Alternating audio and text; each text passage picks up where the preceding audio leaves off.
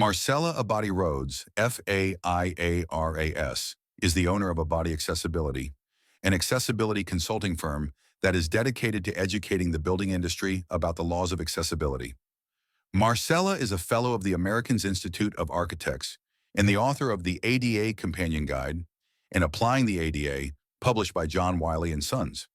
She received her Bachelor of Architecture from the University of Texas in Austin and got her architectural license in 1999. Her firm is on their 20th year of assisting the building industry, in part, by producing a monthly newsletter on accessibility topics, performing TDLR reviews and inspections and on-site assessments. Let's welcome architect Marcela Abadi Rhoads. Hi, Marcy. Welcome to Architects Corner. How are you? Thank you. Thank you, Rose. Thanks for inviting me. So, Marcy, I'm personally intrigued by what you do with accessibility and your career in architecture. So if I'm to start from the beginning, who are you? Well, I'm an architect. Okay, so I don't know where you want me to start, but I'll begin with I'm an immigrant. I think you are too. I actually was born in Panama, and I speak Spanish. That's my first language. And I came to the United States when I was, like 11 years old, 12 years old. And grew up here, went to school, went to university. I always wanted to be an architect. I don't know, since I was little, I always knew I wanted to be an architect. So I went to the University of Texas at Austin, became an architect, back to Dallas. I worked in Israel for a little bit, but then I came back to Dallas and started working in Dallas. And I was working, I got registered as an architect and continued to work as an architect. And one day, there was a seminar.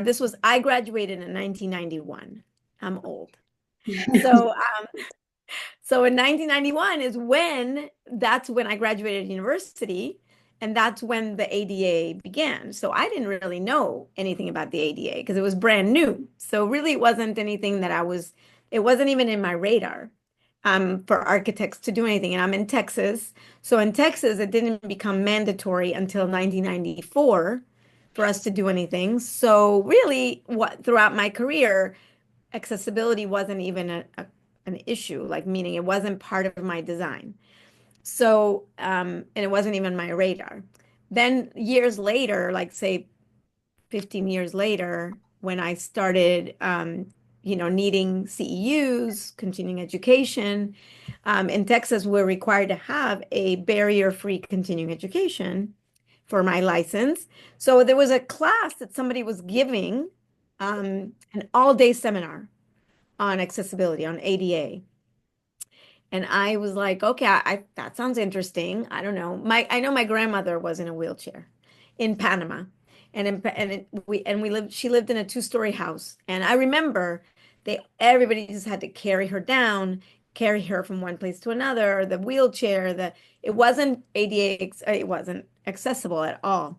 So somehow in my mind, I guess in my heart, I wanted maybe to learn a little bit more about that. So I did. I went to that class, and the person giving the class said that he reviews drawings for accessibility. So it kind of planted a seed, like, oh, I could do that. I could do that. I was going to get married, and I think maybe I was already married. So, and then I knew that when I had children, I wanted to have my own firm. So I was thinking architects, it's very time consuming. So maybe I need something in addition to architecture. Maybe I could do this, like accessibility reviews and inspections, and because in Texas that's required. So I don't know, it just fell in my lap that's what I was going to do. I started working towards that license, and then when I started my firm, I was doing a little bit of architecture and a little bit of accessibility. I started with only reviewing 25 projects a year. Okay, so like they would come once in a while, I would get something to review. It wasn't that much. Now I'm doing about 25 a month. Yeah. That's how much I know. It's like it blew up. So every year I got bigger and bigger. I also wrote a couple of books about it. It's I just like you're an author, I'm an author. And my author, but my books kind of came also out of the blue. Somebody in the company, in the publishing company, Wiley and Sons, John Wiley, um, the one that does the graphic standards, that company was looking for an ADA consultant to write a book. He put it on LinkedIn. So I'm like, okay, and I answered his message. I go, I'm an accessibility consultant. Like maybe I can write your book. So and that's how it started. So I love what I do. It became a passion. And there's obviously ups and downs. Like right now I'm very busy. A lot of things are going on in Texas and in Dallas that are keeping me very busy. But I love what I do. So Wow. that's who I am. I'm that in my professional life, that's who I am. There's a Wow. lot more to it, but that's who I am. That's interesting. I believe and I feel you have had an incredible career journey so far, and especially focusing on accessibility. But what inspired you to dedicate your career to this field? I know you mentioned. My grandmother, I really don't know what inspired me, but I think she inspired me. I don't know it wasn't like a conscious thing. It was more like I was in the right place at the right time to hear what I needed to hear. It's like sometimes that happens that way, right? And there was a need. There was Texas has a law that says that you have to make sure that all drawings for construction projects get reviewed by, not all of them, the ones that are over $50,000 in construction costs, commercial projects have to be reviewed. So it's a need. So there was not that many of us that got registered with the state. I got registered with the state. And I don't know. And since I'm part of the AIA, I I have a newsletter that I send out every month. So people knew about me. They knew that I knew what I was talking about. And people trust me, thank God. And they use my services, so it became kind of like I don't know, I became known for that. So it almost like happened by accident, but not really. So, but that's what inspired me. It inspired me, like, I think watching my grandmother struggle, not being independent, not having the dignity of moving around on her own. And that's what inspired me. You just mentioned also being part of the AIA. So, as a fellow of the architects of the American Institute of Architects and a registered accessibility specialist, you've worn many hats. So, Yeah. how has your perspective on architecture evolved over the years? I still love architecture. I think it's interesting because I'm an architect as well as an accessibility. I'm not just a code person, right? So that I have colleagues that are just accessibility people and they just go by the book. I think what's good about being an architect is that I can problem solve with my client. I like being involved in it. It's funny because I went to a fire station.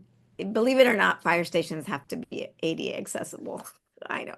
It's like it doesn't make sense to me, but I had to go do an inspection yesterday of a fire station, and it was beautiful. It's a brand new fire station, and I walk in as an architect, like this is such a pretty building, and I told my client, I said I have to take off my architect hat because I'm, put the other on, but it's not really. It's all together. Like, what is the purpose of an architect is to have to be the vessel for the welfare, the health, safety, and welfare of our clients, right? So that's why so it's for our welfare for the disabled community to have a place in our buildings. So it kind of really is together. The fact that I'm an architect and I have that in my mind. It's not just a code and it's not just a check mark. Okay, you did this right. You did this right. It's not that. It's like who are we doing this for? Just like architects in general, we care about our who are the end users, who are we designing for, the experience. So it's not just, oh, there's a grab bar or there's a ramp.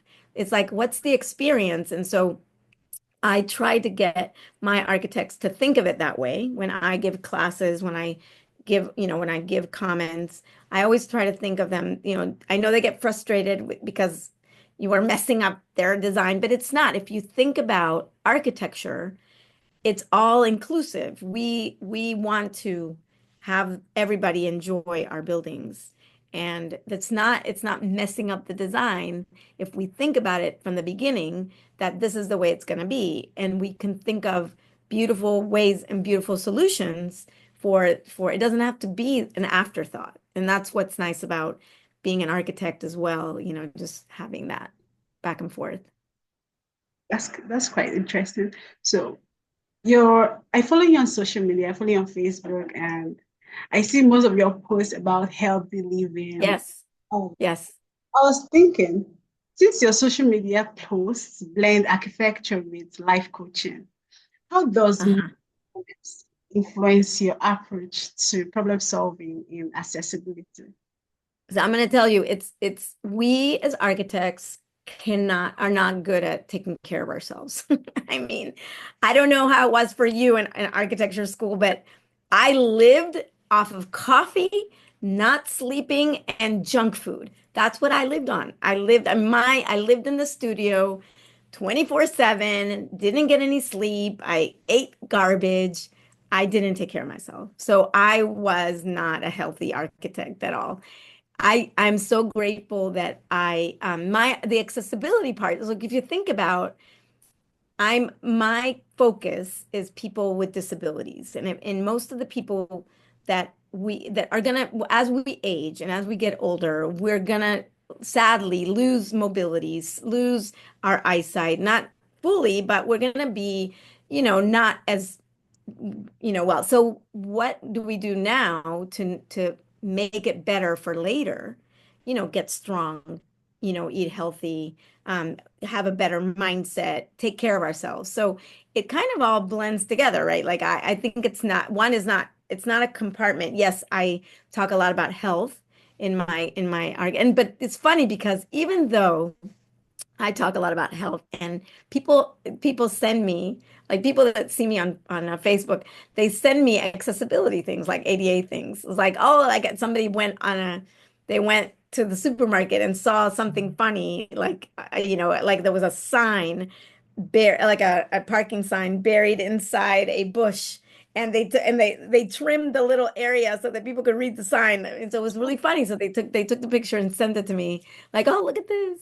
So even though, yes, I focus on, being a health coach and teaching other people to prioritize themselves, because I know that in the future it's going to help us, because it's all connected. I mean, it's inevitable that we're going to age, but maybe we can age gracefully, so that we don't always need to be, in a worst case, whatever. But yeah, so that's kind of how I see it. On a second thought, I was thinking, what about healthcare architecture are they two different specializations with accessibility and healthcare architecture? So healthcare architecture has a lot of needs because it depends on what it is, right?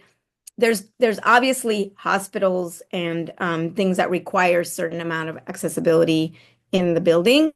Um, I don't think that, and of course, hospitals are one. So medical office buildings also, and then there's assisted living and skilled nursing. There's lots of the healthcare medical field that require these accessibility things. But it's interesting because as architects, there was one architect that he was my client. He no longer has his own firm, but when he did have his own firm, he did assisted living centers. He did long-term care facilities. And what was great about him is that he had a project. I mean, not a project, like not an architectural project, but a project that he called the 24-hour experiment, like where he would make his people at his firm go to a assisted living center with the permission of the center, of the facility, and live there for 24 hours on a wheelchair, and or with different things so they could experience what it's like to be in that environment so they could be better designers. And so because it's a different demographic, right? So even the VA, the Veterans Association, they have their own accessibility standards, and the clinics have a different, and then or physical therapy clinics, or mobility when you do hospitals that have that are dealing with knee replacements, or those kinds of things. You have to be cognizant of who your user is and how they use the space. So it's a very good exercise to experience it. I don't know if they're doing it anymore, but it was a great idea because it makes us better architects when we can be there, and experience it.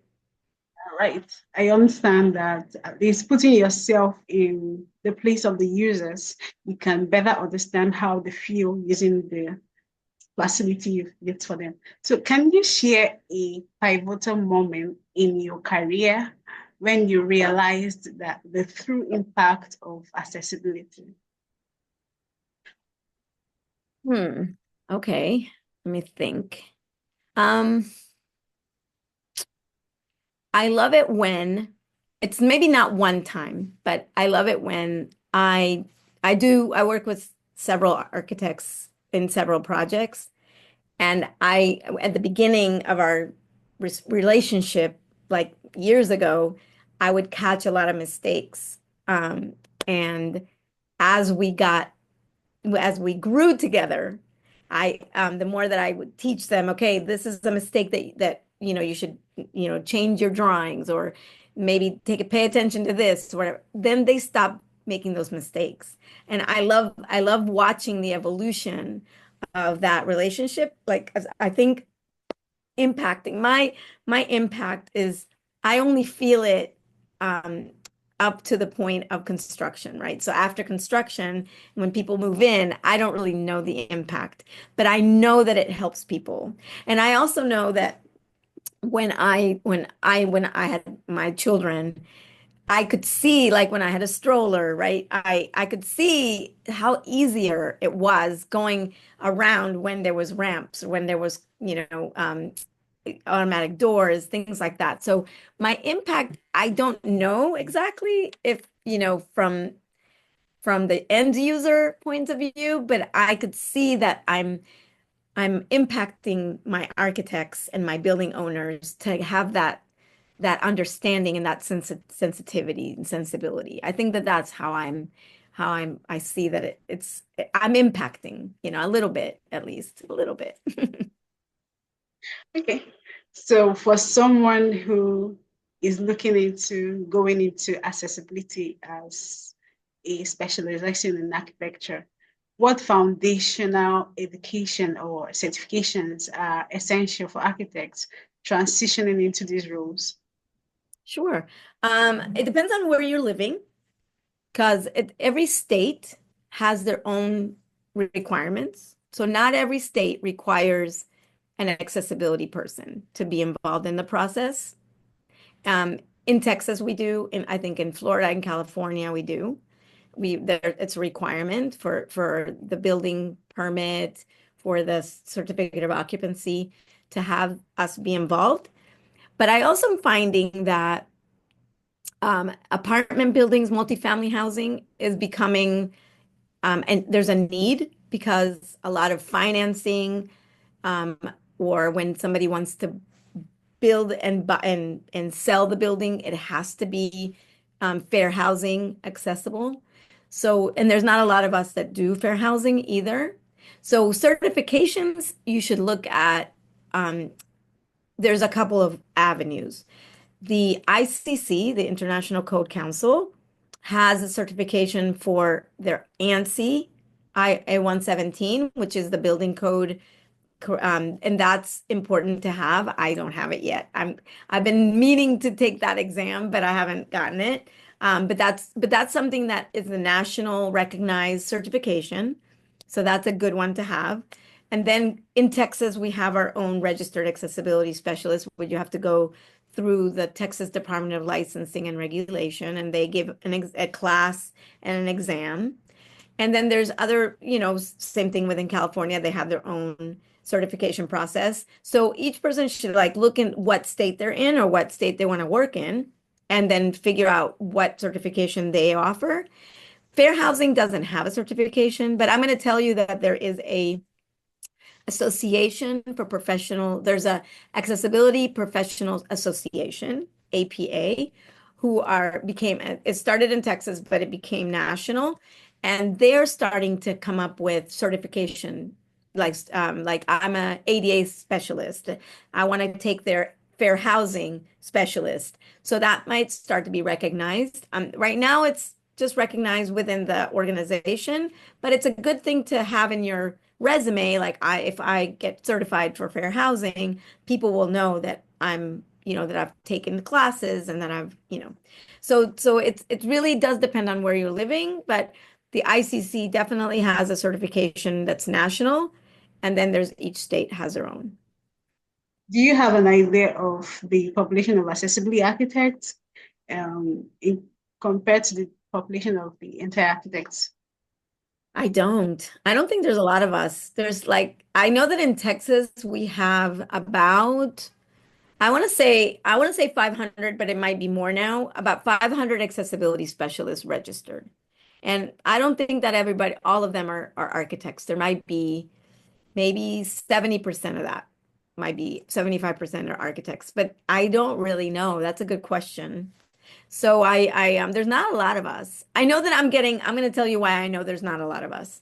I'm getting calls for people in New York that hire me to do it, South Carolina, North Carolina, Las Vegas. So if they're calling me, that means that they can't find somebody there, So I'm not sure. So I haven't done that research, but it for sure is not that many of us. Okay. You mentioned earlier about the fact that accessibility shouldn't be just a compliance issue. So Right. I was thinking, many architects see accessibility as just a compliance issue. How can we shift the mindset from requirement to responsibility in global design? That's a great question. That's a great question. I just really think that there needs to be more education. I think that when I give my classes, I talk about why we do this. And I try to explain, and I think that that's what it is. It's more of a one-on-one. What you're doing now it's great because this is going to reach a lot of people, and they just have to like the architect that I was telling you about, that people need to experience, architects need to experience what it's like to be in a wheelchair maybe, or to have low vision, things like that. So what we try to do when we have Texas conventions for architects, we have a program that they get their CEUs if they sit on the wheelchair for a day. And so that's what we've been doing. I'm going to try to do it again this year. We submitted that as a seminar.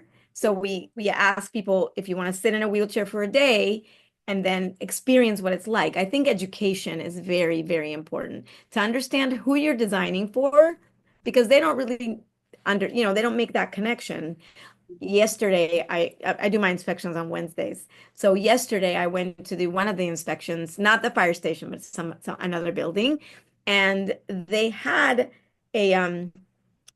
cross bracing right at the wall, and it was located inside of a classroom. And they said to me, well, it's not in the circulation path. So it becomes a protruding object. So like a person who's blind walking around, they're gonna hit their head if that cross bracing is open. And they were telling me, and the architect was telling me, but it's not a circulation path, because we think of circulation, what it says in the building code, like hallways, stairways, that's a circulation.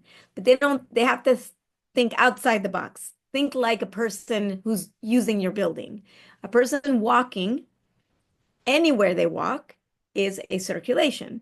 It's not designated as circulation, but it's a circulation. So if a person's blind, they're not going to see that this is a not a circulation, right? It doesn't, there's no sign that says this is not a circulation path. Don't walk here. They don't see.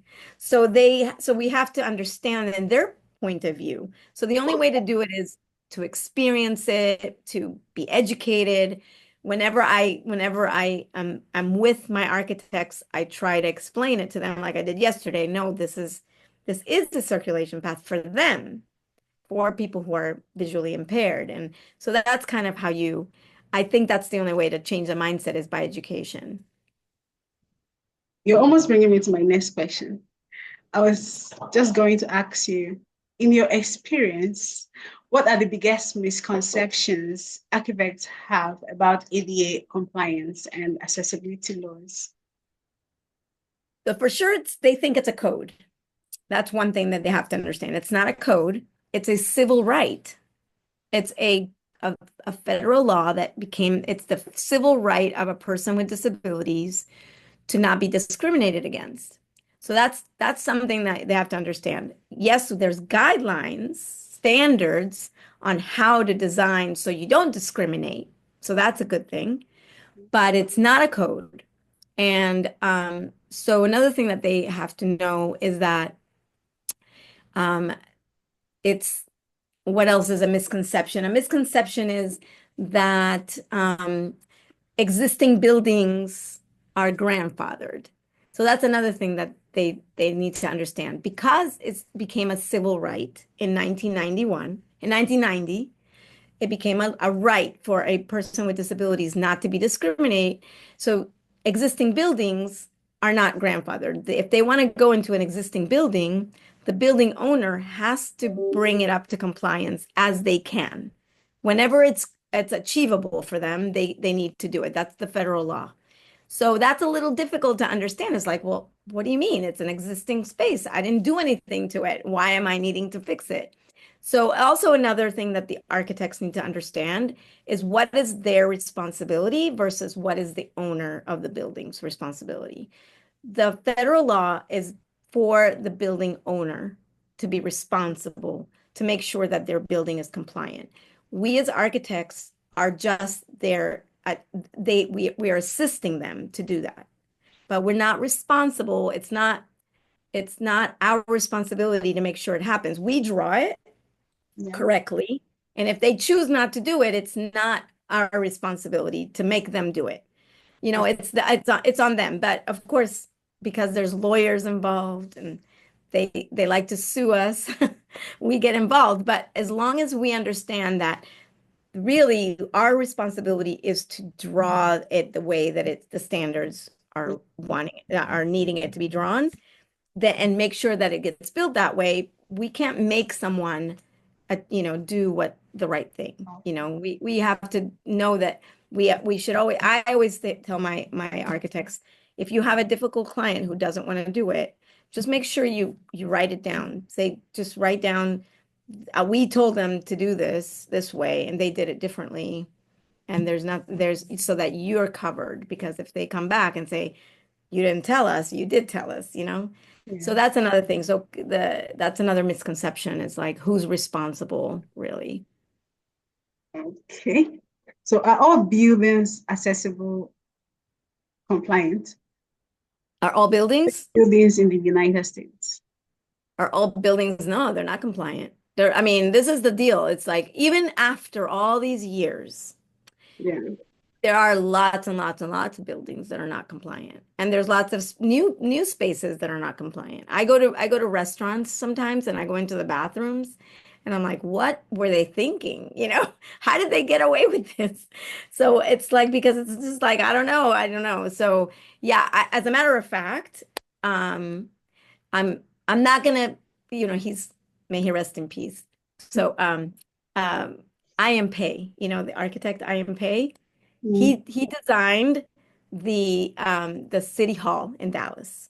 yeah. City Hall. It's a beautiful building, but I was hired to do an assessment to go into the existing city hall that was done before ADA, right? So it's not compliant. And look at all the bathrooms, and the bathrooms are not accessible. And so then think that's good that they're hiring the architect to redesign them. But I'm like, there was no accessibility back then, and he didn't know. But yeah, so we're now they're going back to they got a whole bunch of funding to upgrade their bathrooms, which is so good because they needed it. So all the bathrooms are going to be upgraded to be ADA. So how long has it been? It's been a long time since they've been that way, but it takes time to get funding. There's priorities that they have people have, and especially in public buildings. But Yeah. yeah, so not all buildings are accessible. I wish. And I would be out of work, which is good. That would be great if I was out of work because of everything's accessible, that would be great. That's right. Thank you for that response. Marcy, how do you see accessibility, especially with developing countries? How do accessibility challenges differ across regions in developing countries where ADA regulations may not exist? How do you see that? I I know that the UN has an accessibility standard that they created. I don't know unless so in the United States, it took a long time to even become a law. And it had to become a law because most people don't want to do it, because they said, why do I have to do this? And why do I have to spend more money fixing this or making this different or adding a ramp, or why do I need an elevator?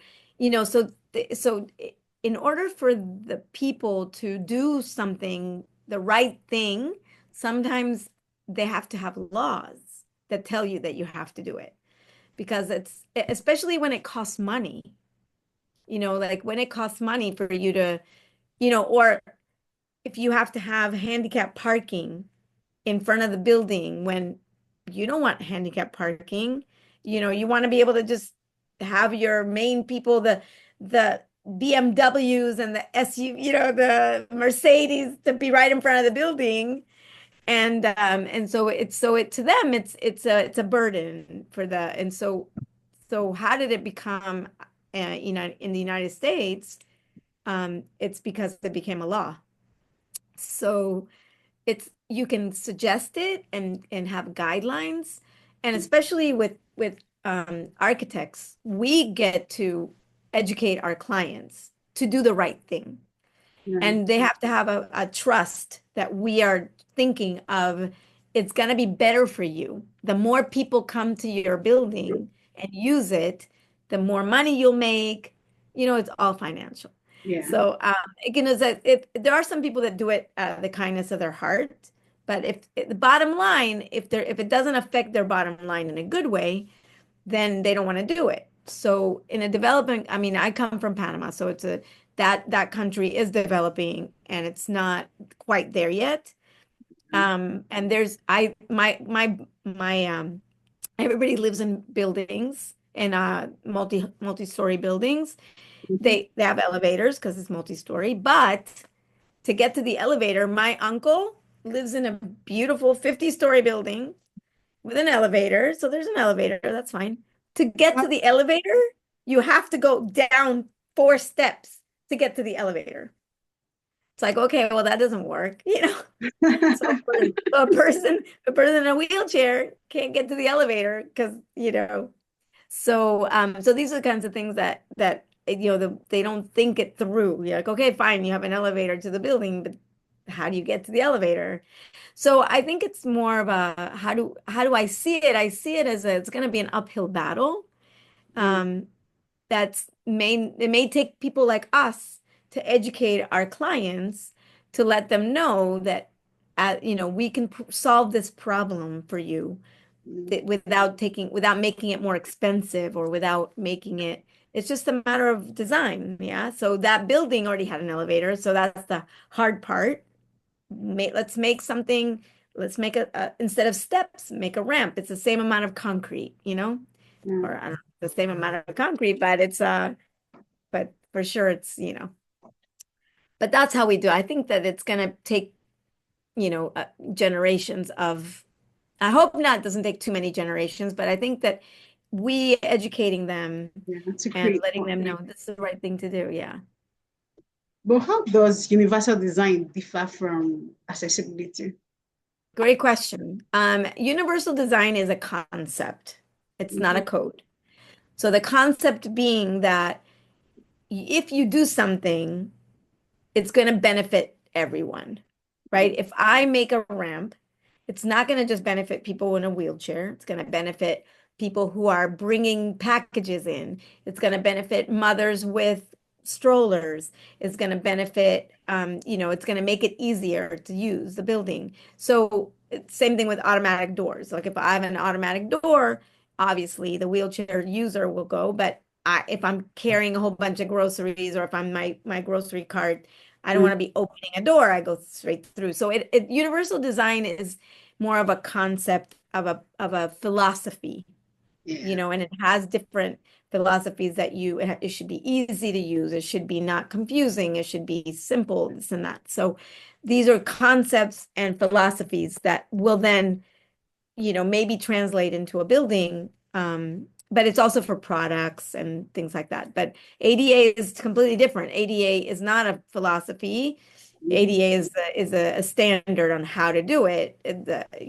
Universal design is more like a culture difference. It's a mindset shift, right? That's where the mindset shift will begin. Everybody thinks this is going to benefit everyone, not just these people, it's going to benefit everyone, then they may change their mind. Okay, interesting. What are the biggest challenges you faced in your career so far, especially as an accessibility specialist? I know my biggest challenge is the lack of time to do everything. No, but my challenge, I'm going to tell you, my biggest challenge is why do I have to do this? That's one of the question I get asked. Why? I've never had to do that before. Why do I have to do this? And so it's a hard question to answer because in Texas they have to do it. It's the law. But somewhere else, I'll tell them it's not, it's the right thing to do, but it's not something. That's my biggest challenge is the pushback on why do I have to do this? That doesn't make sense to me. And some things don't make sense. And some things are, easier to understand than others. And, some things don't make sense. So it's hard to understand. It's hard to explain. Yeah. So, yeah. So if I'm to ask you right now, on behalf of every other person that has been asking, why do you have to do it? So why do you have to do it? Well, I hope I've already told you why, because it's the right thing to do. People with disabilities for many years were ignored. We're saying, okay, well, they are not important. Nobody in a wheelchair comes into my building. But that's because you can't. Because why didn't they come to your building? Because they can't. So why, and there's so many people, like we said, like the more we age, the more people are, unfortunately, they have, multiple sclerosis or they're born with different things. And what should we do with them? And should we keep ignoring them, putting them in facilities and let them not be part of the society? Or we can do the right thing and make it easier for them to be integrated into our society. Give them jobs that they can do. If you provide facilities inside the building for them to work, for them to, and so that's really for them to feel dignity. I Discrimination. know that it's not my job to give people dignity, but it's my job as an architect to make No, life better for people. I get that. And not discriminate. Yes, and not discriminate. Well, but that's exactly right. It's like people think of it, they have to think that we are here to be good to each other. At least that's how I feel, be of service. And yes, it's, I'm not going to eliminate discrimination. I'm not going to eliminate racist people. I'm not going to eliminate that.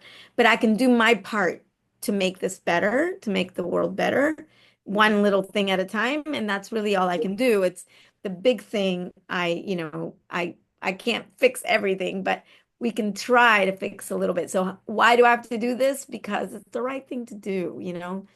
That's why. I just think that that's why. I don't want to be preachy. I don't want to like make people think like I'm in my soapbox, the preaching, like, you know, do the right thing. You know, that's not it. It's more like, you know, but things that people have to just feel in their heart that it's the right thing, you know. All right. Thank you so much for that response. At least every other person that has been asking you watch this video and know that is the right thing to do. It is So the for right thing. architects looking to specialize in accessibility, what steps should they take to become experts in this field? So like, you know, like we talked about before, they have to understand the standards that they are under. So if they live in different countries that it's not the United States. So if they live in Panama, if they live in Nigeria, if they live in Israel, there's probably not a set standard. I mean, you said Nigeria does, right? Nigeria has a set standard. That's good. Panama doesn't have that. So the UN has a standard that you could follow. But if you want to become well versed, the ADA is a great one. And then you can look it up. It's something you can download for free. Go to the, the ada.gov and download the standards and learn how it's done.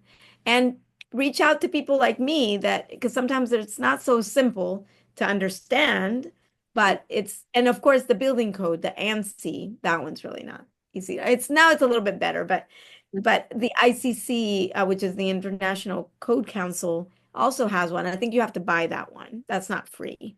But I think the UN standard is free. You can download, and the ADA for sure is free, and you can download it as a PDF and start learning about how to do it.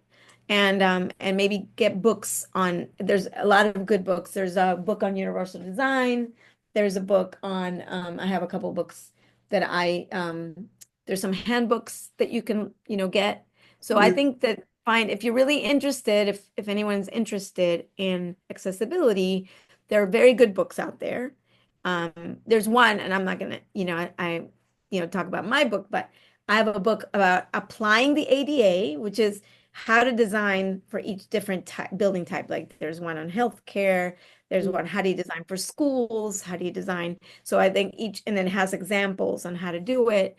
So so there's just get familiarize yourself with different, with the standards, with how it's done. Okay. When you were just talking, I was thinking, how has the pandemic affected these designs, especially design for accessibility? So it was an interesting time. The drinking fountains started to go away, even though the building code requires drinking fountains. Most people don't use drinking fountains anymore, really. They use bottle fillers. Have you ever noticed that they don't? So there's certain things. Oh, and so using different things, not touching what became a thing. So they use a lot of automatic faucets and automatic flush, controls. So and automatics, lights, so you're not touching anything. So when you think of designing spaces that using touchless things, you don't have to worry so much about how to reach them or how to operate them, because they're hands-free. So, and but it's still the pandemic really just made it so that people, didn't want to use their hands that much, right? So they didn't want to touch anything, and they didn't want to, open doors. So they created a little thing in the bottom of the door where you use your foot to open it. But then when you think about it, a person who's in a wheelchair can't use their feet to open the door. So that has to not be in their way either. So it's not so simple. Like, okay, so we don't use our hands to open the door, but you have to, you're gonna have to use your hands for something, some things. Yeah. You can make it automatic doors, but that's more expensive. But yeah, so I saw a lot more hands-free options for things. Mm-hmm. Do you think designing for accessibility is more expensive than it adds to the building cost?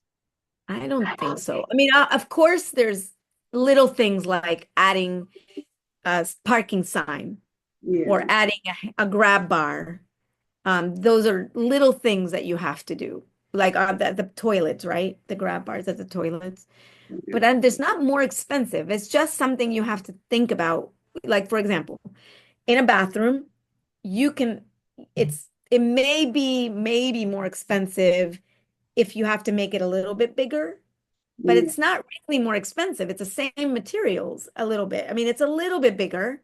Maybe Right. you need a little bit more floor tile, a little bit more, wall space, but it's not so cost prohibitive. I think it's just a mindset, right? It's just understanding that you need a certain amount of space.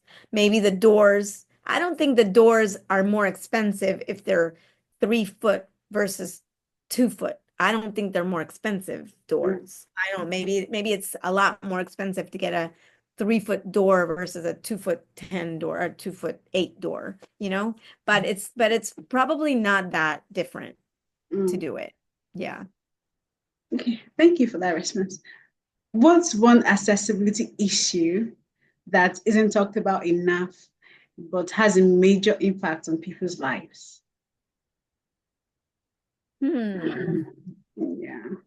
Let me think. I mean, I don't know exactly because they don't talk about enough. I mean, we talk a lot about, I guess really if you think about it, the one we talk about the most is wheelchair users, right? Exactly. People in wheelchairs is the most we do.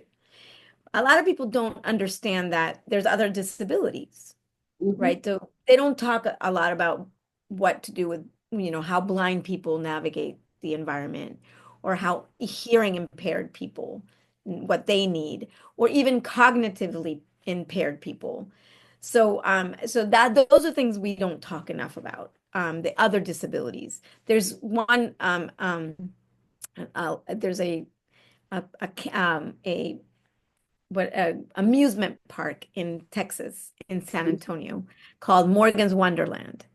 And it's fully accessible for everyone. It's beautiful. It's good for everyone. But what's interesting is the father, there was a man who opened it, who created it for his daughter. And his daughter had autism. Her name Oh, was Morgan, or is Morgan. I don't know. I'm sure she's still alive. Morgan, and she was autistic. She is autistic. And the kids her age wouldn't play with her. So he decided he's going to create this park for her. And of course, it's an amusement park.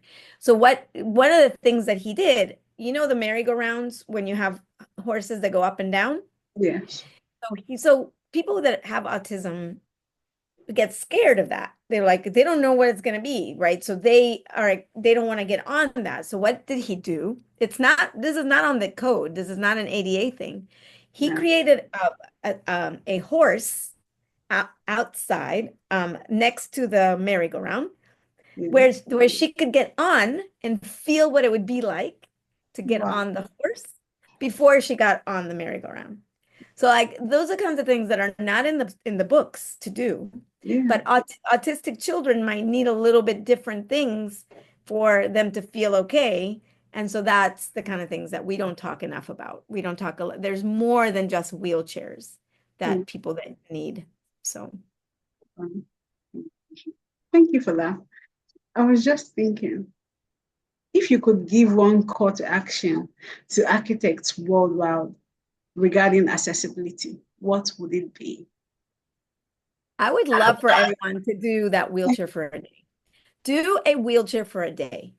To Mm. go into your AIA chapters or your professional organizations, if you have them, or get your group of architects that you work with in your office Yeah. to spend one day in a wheelchair, or to put blinders on, or Mm. to cover your ears for one day, like to see what it's like That's to what I, experience the world like a person with disabilities. And I think that that would make a big difference in like the way you feel as a designer, yeah. because then we could become more, I think that it's a good exercise and it's a good experience that you would have Yeah. to see what it's like.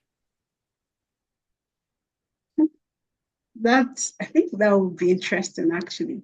It it would give us as architects a different view of the world.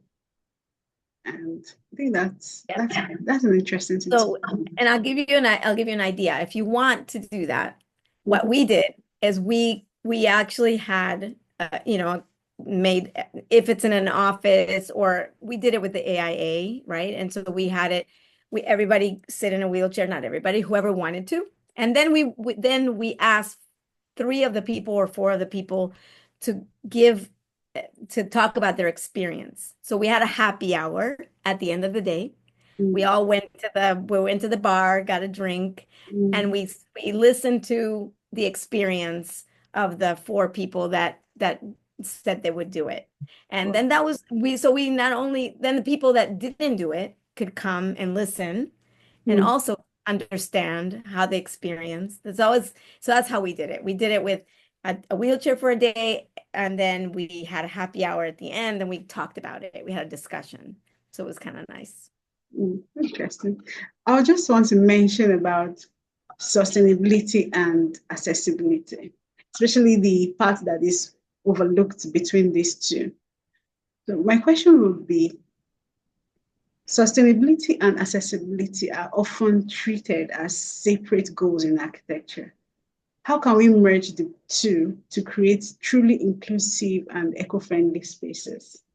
Great question. Great question. So I know that I gave a class once on that exact topic. I mean that it doesn't have to be separate. As a matter of fact, sometimes it can't be separate because one helps the other.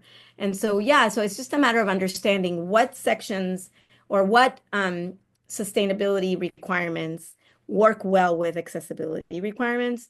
Like I know that, for example, let's say, which one comes to mind? The when you have to have a shower, Mm, a shower for if you're asking someone to ride a bike to work, and then you provide them a shower. That's I don't know if you mean like a lead, or what kind of sustainability codes do you think of? Are you thinking? say lead certifications.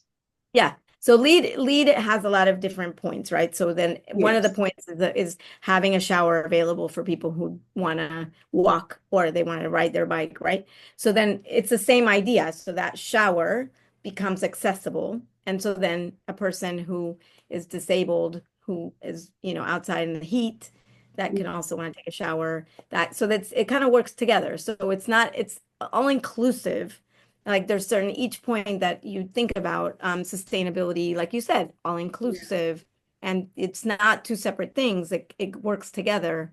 Um, I remember one of my examples was when you think of putting a ramp, Mm, don't think of where to put the downspout for the water drainage.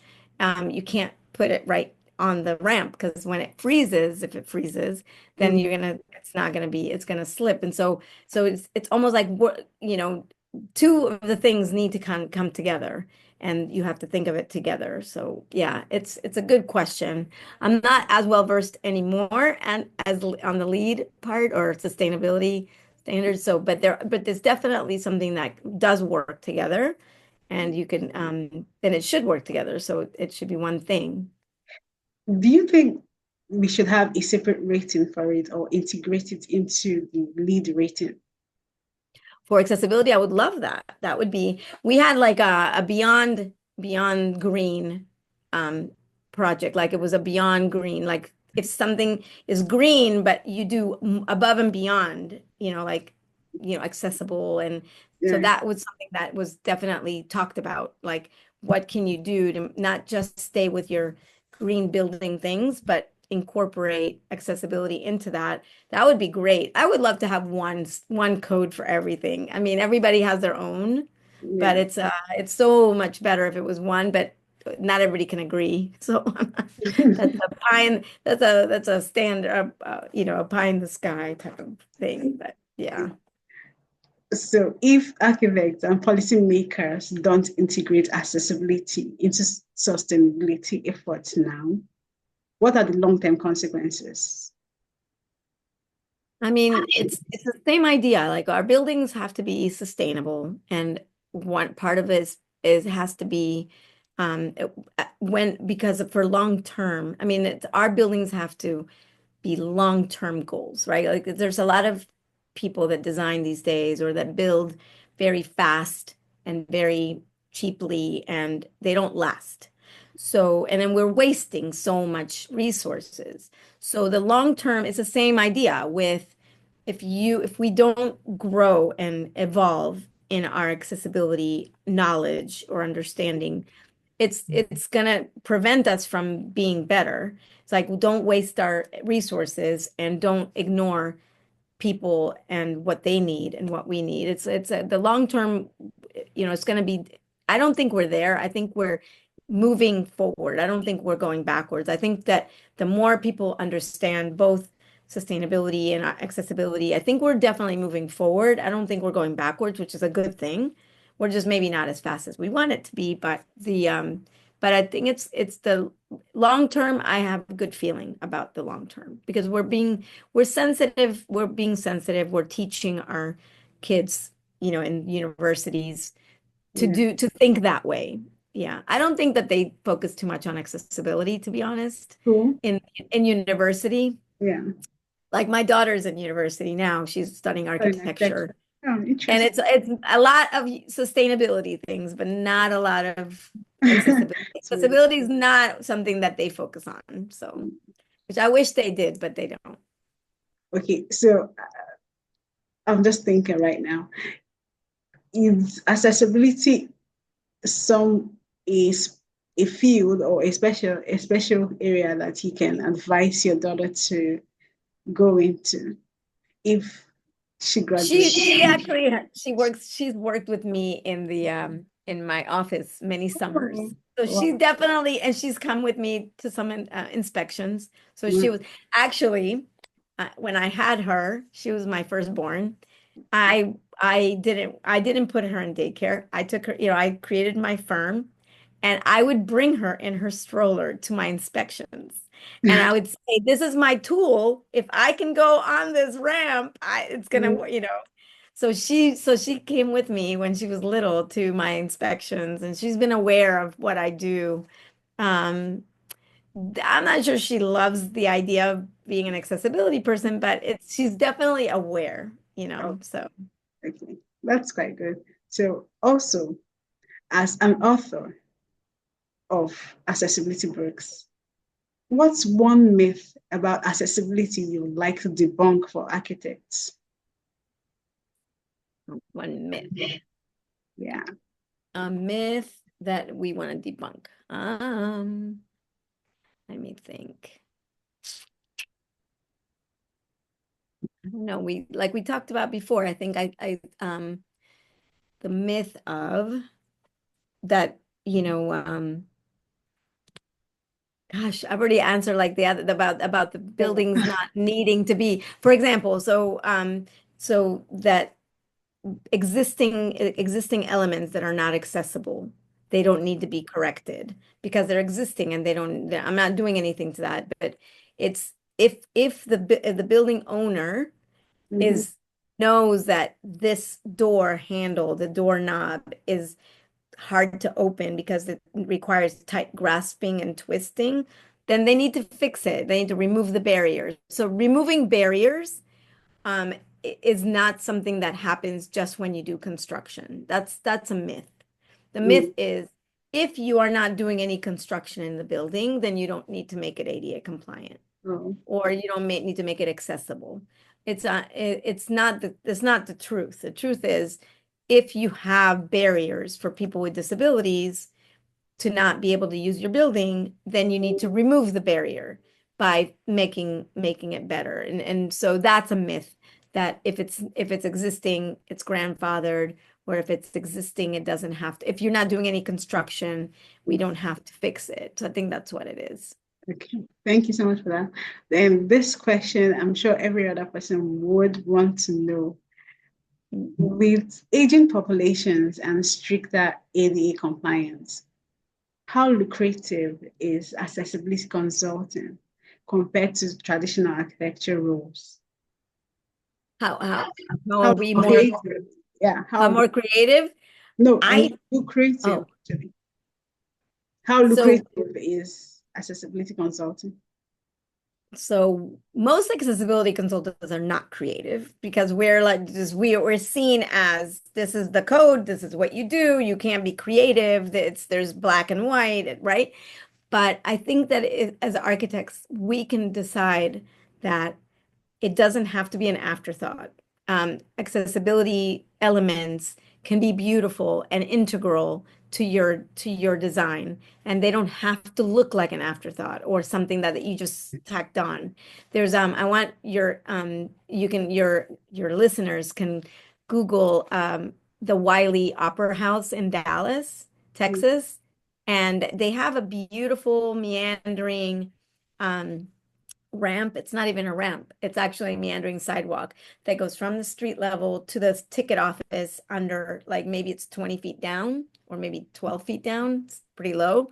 But the way that they created the meandering path, it was a beautiful way of incorporating an accessible element to, and it doesn't even look like a ramp. It's got flowers in between and planters when it blooms, because Dallas has very hot, it's hot over here, Dallas, Texas. And so, but it's a beautiful design feature that it was a ramp, but it was a design feature, which was part of the integral part of the design, which was nice.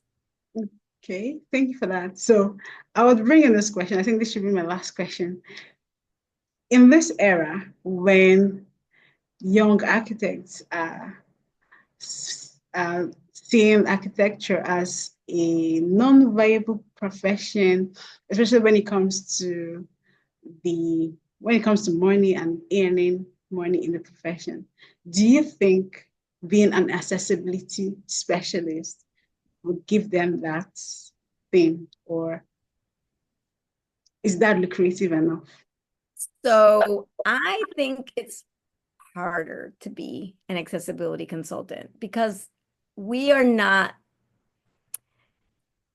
how do I say this without being like, we're not the most popular person in the room. They're like they don't want me to tell them what to do.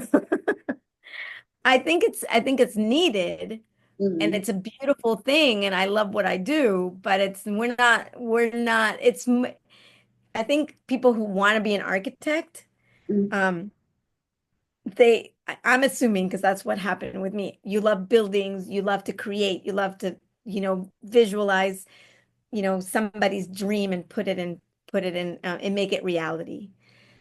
A lot of times, accessibility elements are not somebody's dream.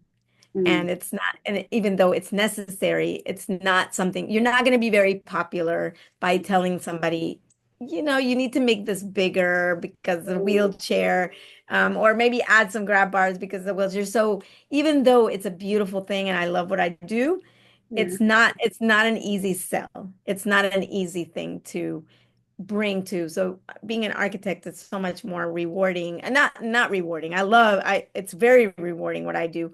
But when you meet with your client and you show them the pretty pictures, a accessible toilet or an accessible ramp is not the pretty pictures. So I'm going to give you a funny story. When I was nominated to be fellow, right, of the AIA. Mm, And because of my accessibility, that's why they asked me. And I was like, okay, so I was very flattered. I was okay, I'll do it. Then mm, so we had some seminars at the AIA to teach us how to do how to put together the packet that we needed to put together. And I was in the same room with very, very um, talented designers. I mean, these were architects that were, you know, beautiful buildings and beautiful pictures and all these beautiful things and then what did I do? Ramps, bathrooms, like parking. I'm like, what? Like how am I gonna be fellow compared to those people? So it's not it so yeah, so it's needed and it's you can be creative and you can give them, but it's not something that is when you think of an architect, you don't think of like the accessibility part of it. It's part of who we are and what we do. But and because I love what I do, I do it with love and I do it with passion. But so you have to love it. You have to love it and you have to have the passion. Otherwise, it's going to feel frustrating that you're not going to be able to get people to do the things they have to do, that's what I think. I think be an architect, and as you grow as an architect, and then grow into accessibility as you in your profession.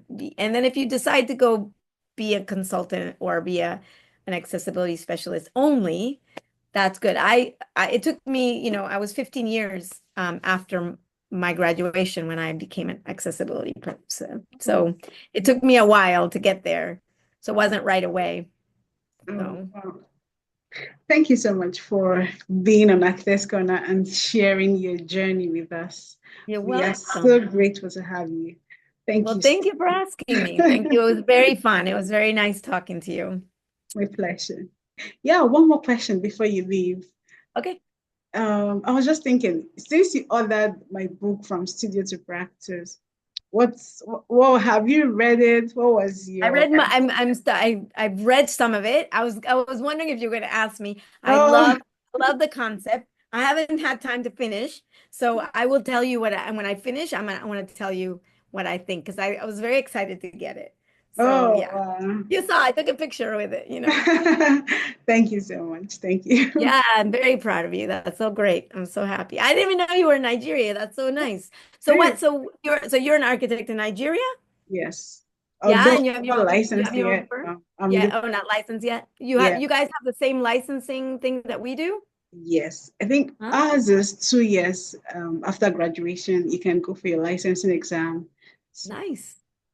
So and you guys have like organizations, professional Yes. organizations you do. So that's Yes. so interesting. See, that's so funny because in Panama there's nothing like that. Architects are not like here. Wow. They're more, yeah, I don't know, it's interesting. Wow. Yeah. There's no professional associations for architects in Right. Panama. Why is that? No idea. That's why I was surprised that you were like, because I mean, I'm like, wow, so Nigeria is so good. It's like, yeah, no, I don't know. We do. That's good. Good, it's good. We Have do. you ever come to the United States? I hope to sometime. Well, But I come and haven't. visit. Yeah, Come sure. visit. We'll be happy to have you. Most definitely. And I've never been I would love to go to Nigeria. Maybe I can go there. You're I would welcome. love that. I would love that. You're welcome. Awesome. You're Thank you. welcome. You're Thank you. Well, it's very nice to meet you, Rose. my pleasure. My Okay, pleasure. take care. Have a good day. And Bye. you. All right, bye.